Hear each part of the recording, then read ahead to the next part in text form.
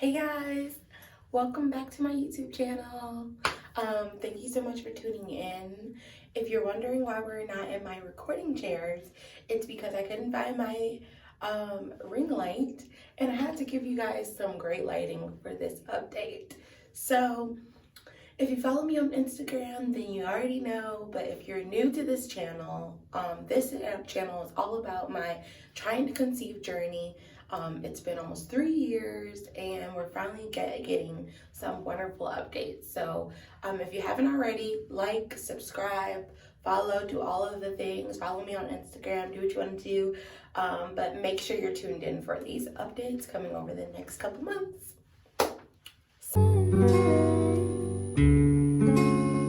So let's get right into it. My last update was about finding out I had PCOS, and basically after finding out PCOS, I was put on like metformin, and I promised you guys a video on that, and I haven't done it yet, but trust me, it's coming. But I was put on metformin, and then I had a consultation on September 1st with CNY Fertility. I made this consultation months ago and I forgot about it, but they gave me a call and they were like, hey, your consultation's coming up. Like, do you still want to have your consultation? And absolutely, I'm all about finding different fertility clinics. I had seen Dominion. As you guys know, I like talked to Shady Grove and I wasn't really a fan. And I had seen CNY on TikTok and such, but I just wasn't sure. So, like, let me give it a try. So on September 2nd, I had my consultation and it went well. I talked with like a nurse in their Atlanta office, I believe, and she just went over like my blood work that I had already got done.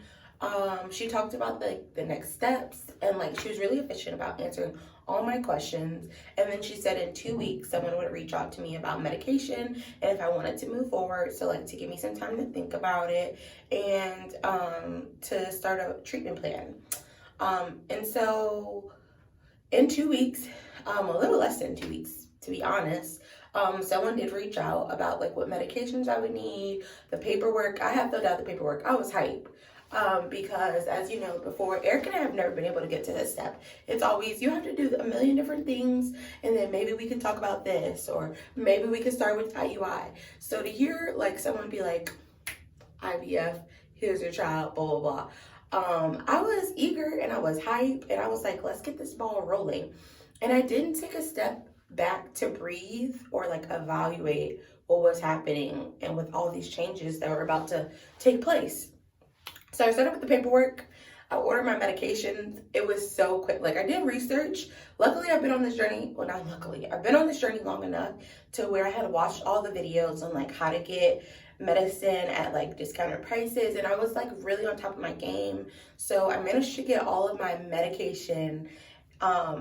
And I am going to do a separate video on a medicine unboxing and how much everything costs, because it is so important to do your research and like take your time doing that and like preparing yourself, because honey, it's not cheap, okay? But I managed to get the cost. My original cost was $2,800 and I got it down to like somewhere around $2,000, and I could have got it down to like $1,800 or $1,800.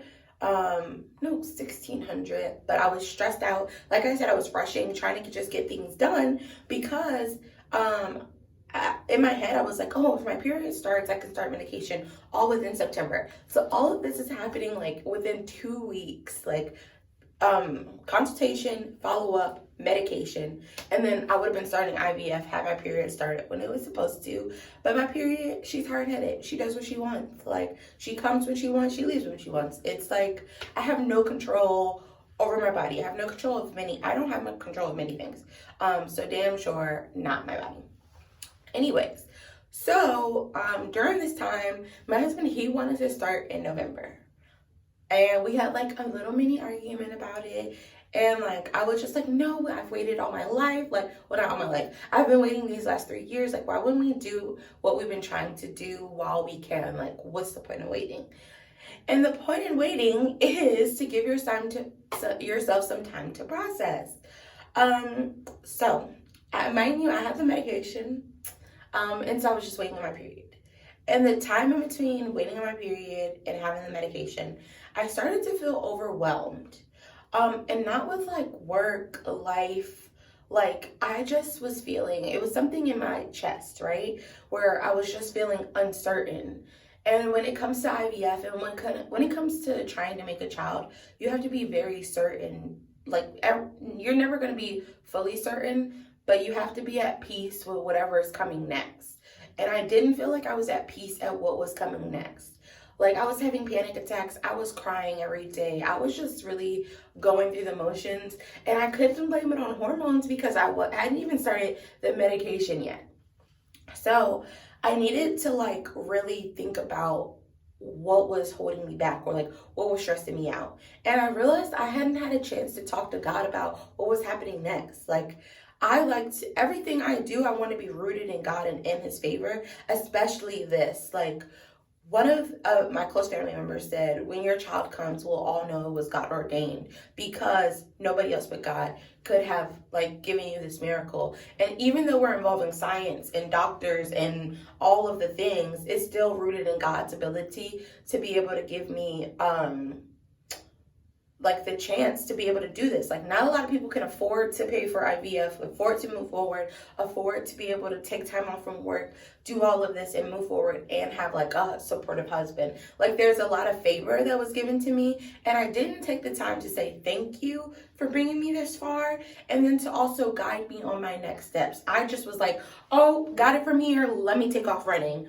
And my body told me that. Like my body literally was like, nah, sis, you're gonna have to pump your brakes. Like I was exhausted. I wasn't eating correctly. I wasn't working out. I wasn't like doing all the things that make me happy. And I just knew that like to get to the IVF stage, I was supposed to be ecstatic. Like I had never been in a place where we could move forward, and I wasn't excited. And I kept saying, I told my best friend, I was like, I'm scared to be excited because I don't know what's going to happen. I'm scared for this to fail. Like over the last 3 years, Eric and I have experienced so much heartbreak when it's come to this process. Like we've had so many failed pregnancy tests, so many like just hormones, so many heartbreaks. He's picked me up off this very bathroom floor crying before because of this process. And it's almost like putting yourself out there for more heartbreak. And I'm just like, I don't know how much more I can take. And I don't know how much more I can move forward just to be shut down. And it's like, I don't want to go into this like that. Because if I go in negative, if I go into this process already thinking it's going to fail, I've already set myself up for failure.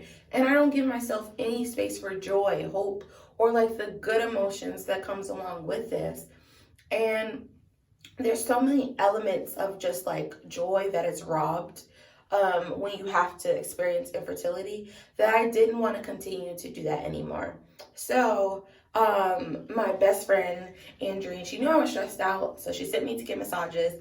And like the massage was terrible, right? Like in the middle of massage, I was supposed to be relaxing. The masseuse is like literally beating my back. Ugh, yuck. But in my head, I'm just like, like this is a straw that breaks the camel's back. And I'm like, this is it. Like this is the sign I needed that we could not move forward with this. Like had I probably had a good massage and like been relaxed, I might have started IVF. So low-key, thank you to the masseuse for low-key abusing me, because it stressed me out even more. So then me and my husband, we went to dinner afterwards, and I just looked over at him and I was just like, I don't think I can do this month. And it's so funny because a lot of our big life decisions are usually like in the most random places. Like we just have to be totally chilling, and then we just like look over at each other and say whatever it is. So we're sitting getting hibachi and matching outfits. Like I'll have to insert a little cute clip so you guys can see us, because we were totally adorable. We're sitting in hibachi in our matching outfits, and I look over at Eric and I'm just like, I don't feel good about doing it this month. And like literally as soon as the words came out of my mouth, I literally wanted to cry happy tears, because my body finally was like, and there's the truth.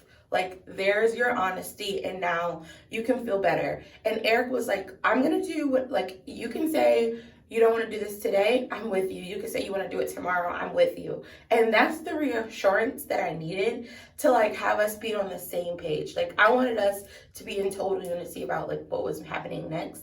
And I told him, I was like, no, honestly, my body isn't ready. I'm not ready. I'm not emotionally ready. So like we have a trip coming up in November to Barcelona. And I was like, no, I want to start right after Barcelona. There I went like planning again. I was like, I'm going to call them, see if they can get my period to start as soon as we get back from Barcelona. And like, we can do all this at the third. And it was great because as soon as I said it, like I just felt so relieved. We went to the fair, we had fun. And like, I looked up and I was like, damn. There's that joy I was looking for. Like, I just got to enjoy my husband, enjoy like chilling with him, doing random shit for a little bit more. And that was so beautiful to me because in a few months from now, when we are pregnant or whenever we get pregnant, I'm not going to be the same woman that I am today. And it's like, I need to take baby steps and enjoy this person that I am today and stop trying to run towards the next. Like, I'm always looking to be better and grow, but these are like the last days I have with being just like not a mom, essentially, because I'm proclaiming motherhood over me, okay? And so as soon as I said it, literally like my period came in the next couple of days. Like my cycle came on and it hasn't been painful. And I have really bad painful cycles. And so it was just another like reassurance from God that I was doing the right thing, because when my cycle came on, a part of me was like, dag, had I started, I might have gotten pregnant this month, and like I might have like been able to go through this process and I would be able to say we're pregnant before our like 4-year wedding anniversary. And then the other part of me was like, no, you needed to like have this break, like take this one last vacation with your husband this way and like just enjoy the next few months. I had like multiple friends' birthdays this month. We had the trip and I was just like, no, this is perfect. Like my aunt, who's like my best friend, her baby showers this month in October. And like, I really think I needed a moment to just support her and let her go through her journey and her process. And I genuinely want to be there for her, like through it all. So like, it kind of gives me more time to just like love on her before I have to focus on myself. Because the reality is like when you're going through IVF, you have to kind of be in a bubble. You have to be like doing everything that is 100% great for you. And I am going to take that time to go do that. So with that being said, we are waiting until after our trip. And I feel so good about this decision. And so this video is really for those of you who are about to start the IVF process or want to start the IVF process or just want to know the whole mental and mindset around it. I want you to really take the time. I don't care who you believe in, what religious affiliation, or if you don't have one, just take the time to really think about all of these next steps. Talk it out with your partner. Make sure you're aligned. Make sure you're mentally, physically, and spiritually ready, because when the time comes for you to pull the trigger shot, which is to like, you know, get things going, so you have to go get your eggs retrieved and do all of that, you want to make sure you're the best version of yourself. And that is important to me. To have this child that we're going to have, I need to be the best, absolute best version that I can possibly be for myself, like that I have control over being. So if I'm uncertain or just not in a still spirit, that's not going to work for me, and that's not going to work for my future child. So I just encourage you all to take the time you need when it comes to any decision, really, any big decision. Take the time you need to like be sure, okay? So if you see me over the next couple months, turned up, wilding, this, that, and the third, just mind your business, okay? I'm enjoying myself, okay? And I'm preparing for what's next. And I just want to also stress that IVF does not guarantee baby. It does not guarantee pregnancy. Pregnancy does not guarantee baby. There are so many things that can happen. And so as I am sharing this journey with you guys, I'm going to be recording as I go, of course.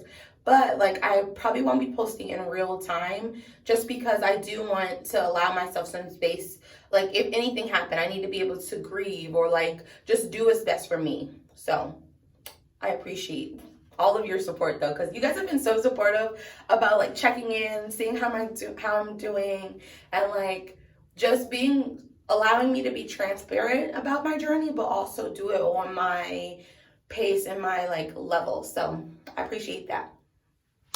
In other news, I am creating, of course, IVF is not cheap. It's not like it's not cheap at all. So we are blessed to be financially able to like move forward, but I do think it's important to, of course, like lean into our community, right? So I am creating t-shirts. As you guys know, I have like my Pray Like Hannah, Faith Like Mary, and Patience Like Sarah t-shirts and tumblers, cups, blah, blah, blah. But I have started creating some other little ones that I will be putting on my Etsy shop that if you do want to purchase, feel free to. It is going towards the Baby Davis Fund.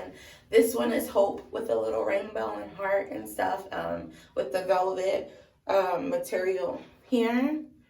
But all of them are a little bit different. I can do different colors, different things. But this one is because I have hope of what's happening next. And like my favorite saying and like my bestie shirt, you know, faith-based journal company. I'm like writing in my journal. It's time to walk in faith, not fear. So purchase from her as well. But yeah, I'm looking forward to sharing this experience with you guys. Be sure to look out, like I said, I'm going to be doing a video on the IVF medication unboxing and then also the IVF process, so you guys know like what the steps are and like how it goes, because it is no joke. It's not no like easy 1, 2, 3. So keep me in your prayers, keep me in your minds, your spirits, your thoughts, whatever. Feel free to reach out to me if you have any questions. Please share my YouTube channel. It's very important to me that other women of color see someone that is going through this, someone young as well, because so many times we're brushed off because they're like, oh, you have so much time, you're so young. It's very important to me that other women of color see my story, see my journey, and see that they have a sense of community and they have someone else they can relate to and talk to about this process, because it's not easy. And like there's a lot of Facebook support groups, but it's sometimes a little different when you can talk to someone one-on-one. So please share, like, you never know who may be going through this. So once again, thank you for support, and I'm sorry this was so long-winded.